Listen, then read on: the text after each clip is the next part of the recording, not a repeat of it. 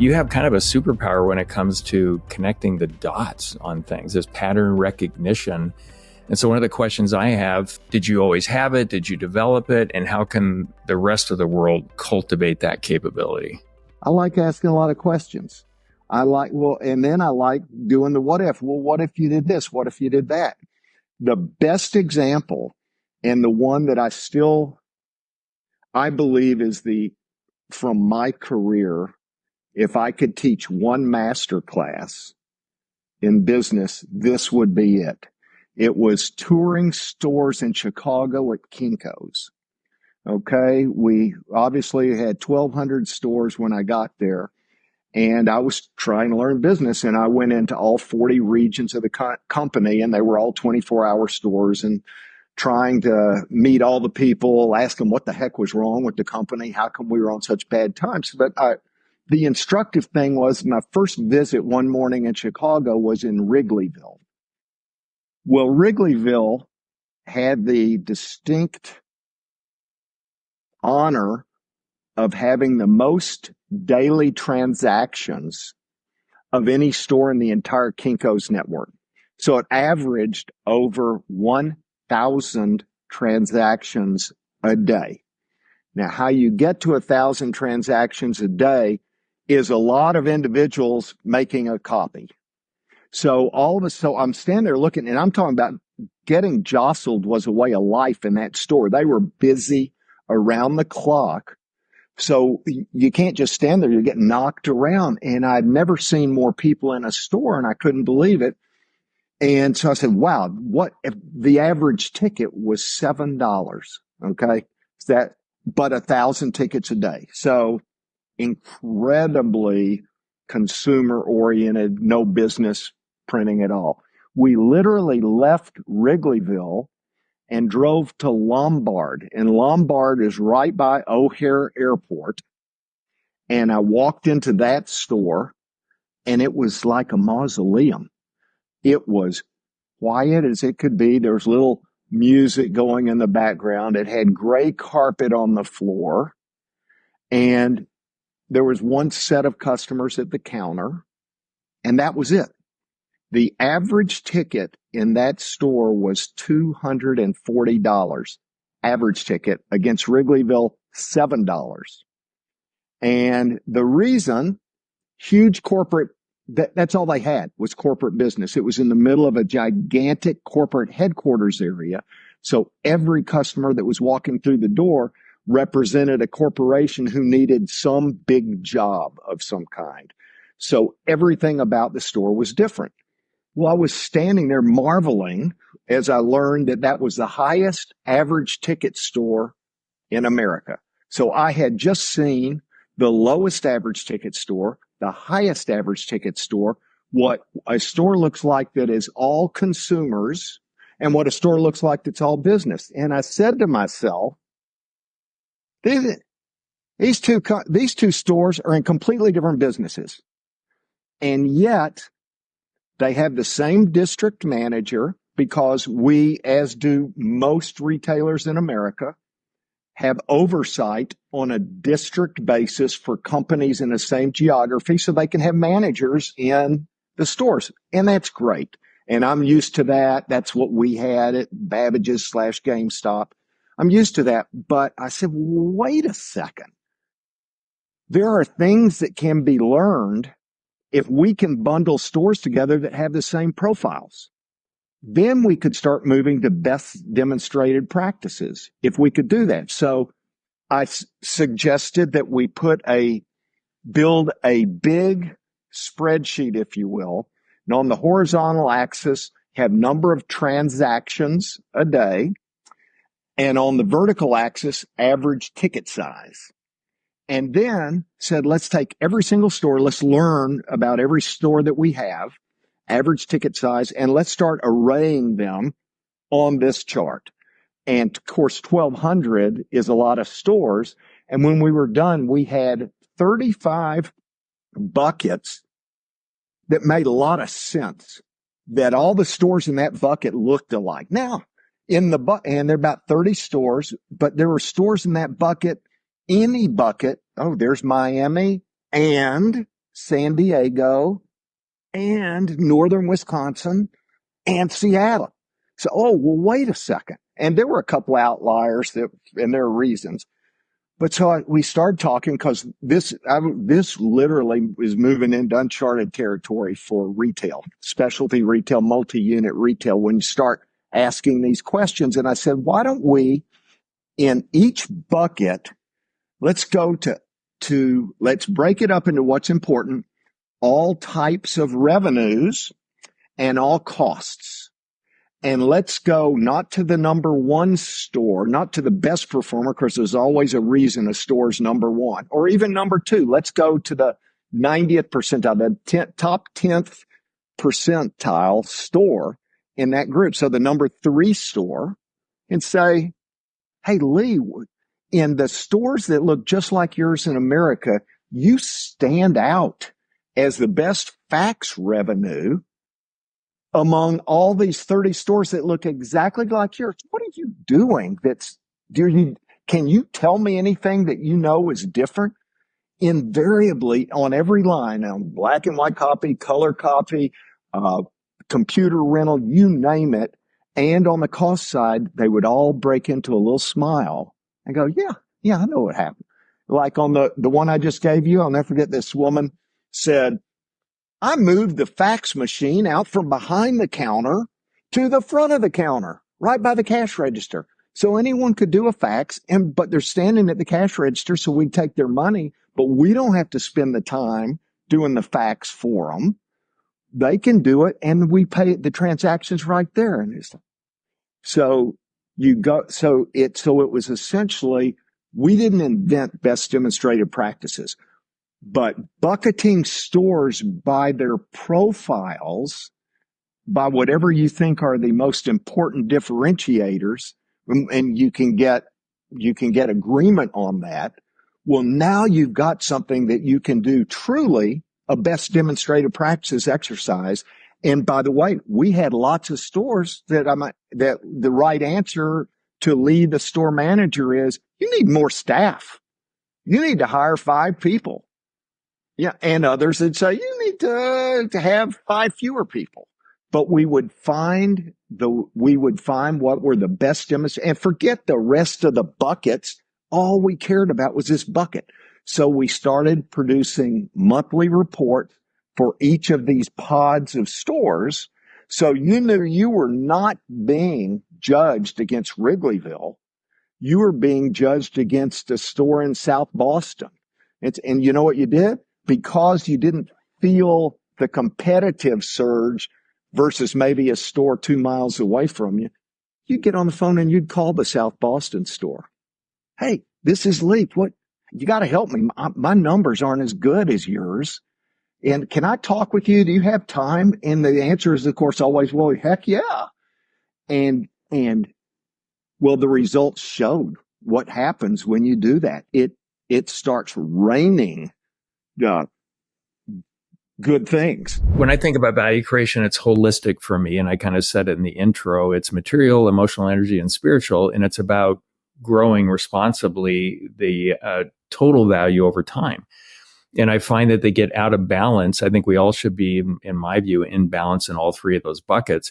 But they get out of balance where it's 90+% on the material side, and they make some decision that's going to make them more money, but it negatively affects the community, customers, whatever that is, employees, and it implodes.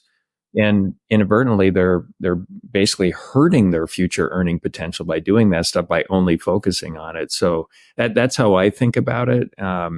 Especially emotional energy. I mean, that's like a superpower for leaders. You know, how do we get people intrinsically motivated to go forward? And then the spiritual bucket, when I look at that, it's more connectedness to ourselves, to the community, to the team members that we work with. And doing all 3 in balance creates the best future, sustain growth in the value of the business and everything else. How does that land on you? And I've heard you talk about things like this. Yeah. I mean, everything you're saying resonates. For me, one of the best successes I've had at chess.com is our turnover rate.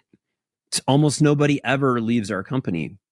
And that's a testament to the culture we made and to the positive energy that we've created inside our organization. I mean, it's such a refreshing place. And then, I've heard it before, people at their company are, who are in leadership roles or management roles are like, wow, like this person left. And I'm like, well, in my mind, I'm like, well, what did you not do for that person that would make them look for an opportunity elsewhere? Maybe they weren't mission aligned. So maybe you don't have a mission that you're working on.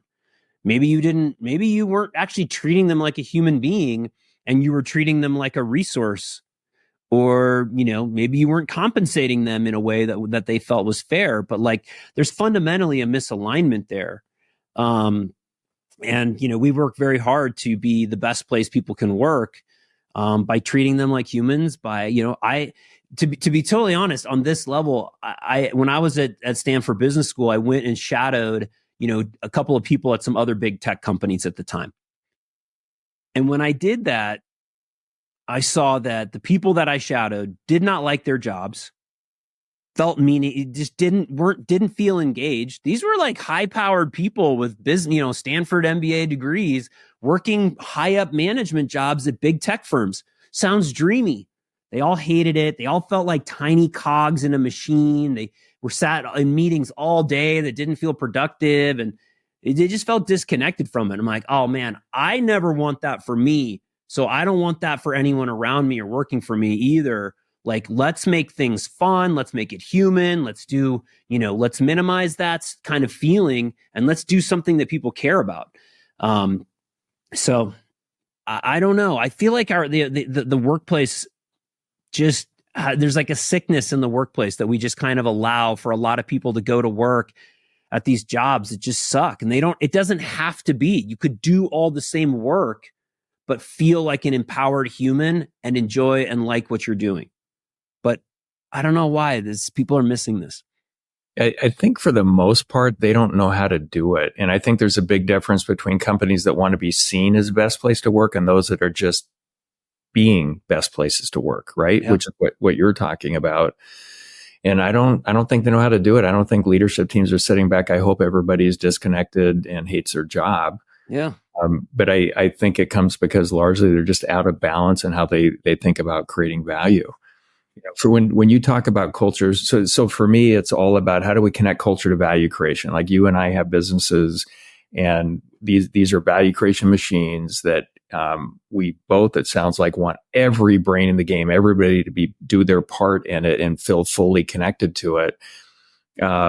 You've done that really well. Are there any intentional components of that, elements that cause that to happen? Because I think you're right. This is a giant challenge, and it's not intentional that it's happening, but it's intentional when it happens right, and you've done it right. Yeah.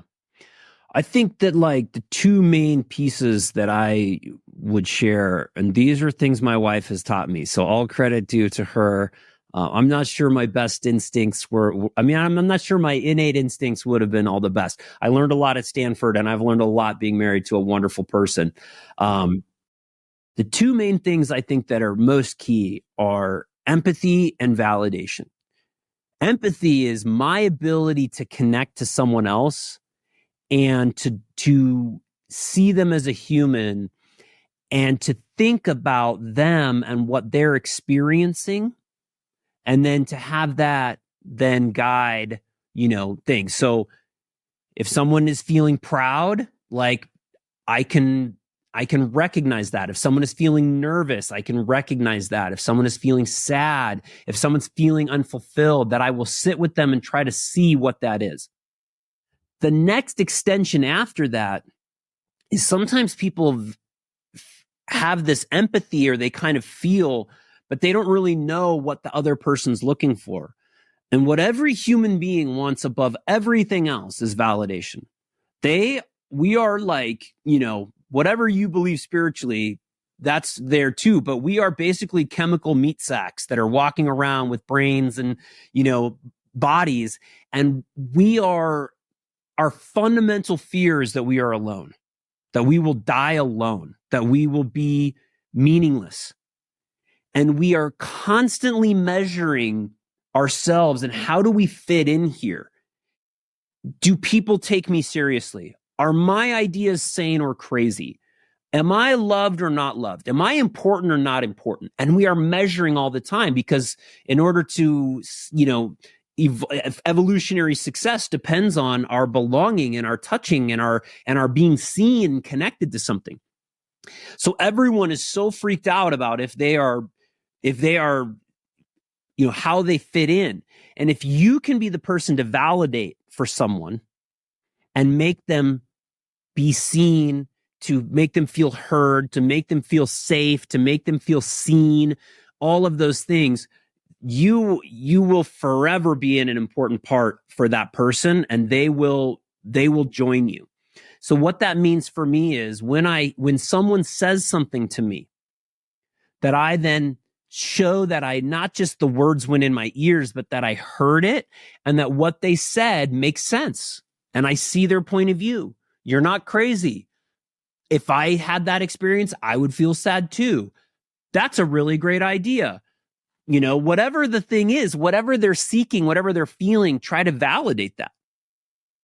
That is the first most important thing you can do in any communication or relationship. And I have been taught this very well, again, by my wife. And then I've seen it play out, that as I work to validate people, they will then rally around and validate me and my cause and my mission and do it. So when I say, hey, I see what you're doing, you're amazing, you want to do awesome things, they're like, yeah, I do. And I'm like, well, I've got an awesome thing that I want to do called chess.com. And they're like, well, I'll join you and I'll validate what you're doing and I will be a part of that. And so I think those are the two most important things as a leader that I do to make people around me be at their maximum potential. We talked a little bit earlier about scaling culture and keeping it. How did you think about designing culture? Did you have to change it when you came on board? And then how are you thinking about scaling it double, triple from where you're at today? I love that question. Well, some culture was already here when I arrived here, right? Like there was already a history and a way of doing things. So when I started, Built to Last had just come out, and I'd actually taken classes with Jim Collins and Jerry Porras and thought, okay, so we can identify our core values. So we sat down first and we looked at the history of the company. We said, all right, we were founded in 1925. We went through the Great Depression. What happened? How did we behave? How did the family and the people who worked in the business behave when we hit hard times? When did we hit hard times? When did we hit good times? When did we go through changes? And what were the key elements of that? And then we talked about what was important to each of us personally. So Harry Lucetta, who was the son-in-law of the founders, the most wonderful man who's since passed away, his daughter, who's now our chair of the board, Lisa Lucetta, and myself. And we sat down and we identified what motivated us deeply personally. And then we put that together with the history and we generated our core values. And then I worked on the language a little bit, shared it, and then went to the few people in the company at the time and said, does this sound to you like who we are? And how would you say it? And then, and we've lived with that ever since. So we hire by those, we use that language, we pause and consider them when we're making decisions. So the core values provide the root structure for our culture. And then it's as we grow, and like I said, I onboard all team members to that.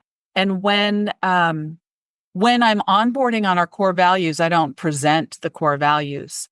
I might have a group of 4 or 5 team members and ask them, they've all been through an interview process, no matter what role they are. And it could be that a VP of manufacturing is there along with a frontline team member from the warehouse and a new person in R&D. And it's a mix of people.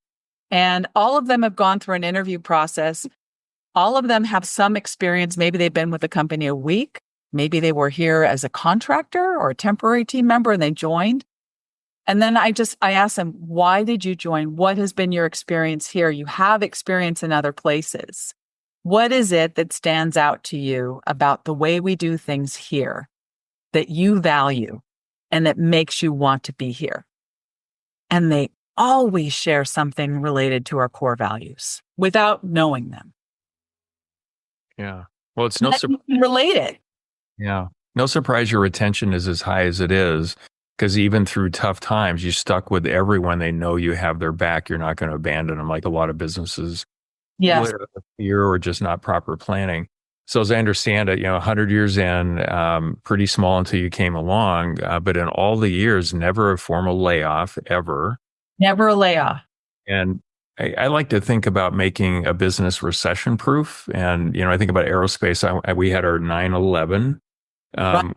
where we were after market repair and overhaul, and most of our competition went down significantly or out of business. And we actually grew because I designed it to be recession proof. Is that how you think about it, and how Toronto's been able to get through this?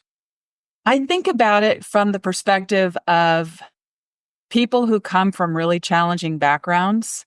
There is a lack of stability and reliability in their experience that it destabilizes them in their lives. And if we can have a safe place where they don't have to worry about that anymore, they can contribute, they have full benefits, we have their backs, they have ours. And I think a lot about how we hire on the curve, not ahead of the curve when it comes to the number of people. And that when we hit hard times as we have, like we had the Great Recession, and not only did we have the Great Recession, we had a business downturn at that point in time too. Our business model, basically, we call them eras of growth. Our era of growth had worn out. We needed some fresh context and a fresh strategy. We hit that. We hit COVID. Even through the Great Depression, we talk about how if we're going to make it, we're going to make it together. So we go through financial scenario planning to say, how do we have full employment? What are the choices that we're going to make so that everyone has a job?